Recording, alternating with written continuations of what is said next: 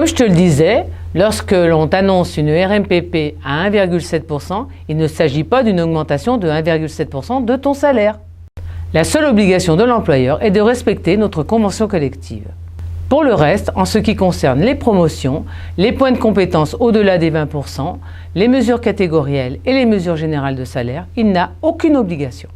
C'est le taux de RMPP défini par le gouvernement, le report de l'année précédente et le choix politique du COMEX qui le déterminent. Non, alors là, tu m'as perdu, je n'y comprends plus rien. Tu as raison, ce n'est pas simple. Je t'ai expliqué précédemment que la RMPP dépendait du taux de variation de la masse salariale. Mais le gouvernement en a décidé autrement. Arbitrairement, il arrête le taux de RMPP. Cette position est faite pour récupérer la manne financière du GVT négatif.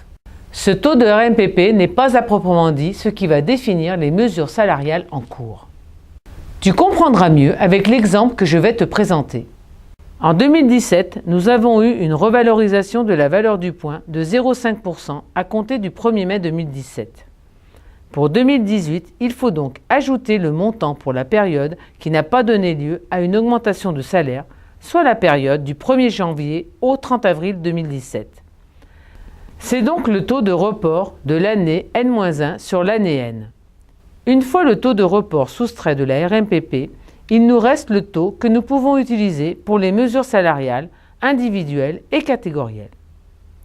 Dans notre exemple de 2018, on voit bien qu'il ne reste plus de marge de manœuvre pour obtenir une mesure générale des salaires. Cela fera donc 2 ans que tu n'auras pas bénéficié d'une augmentation de salaire. Tu auras peut-être des points d'expérience si tu n'as pas atteint le plafond. Je te rappelle que le plafond est à 50 points.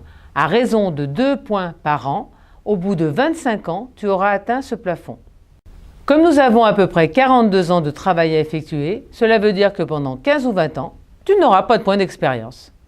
Tu pourras peut-être aussi prétendre à des points de compétence.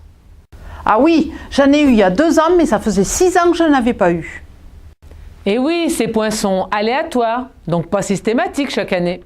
Et pour 2019, comme tu peux le voir, ce sera la même chose.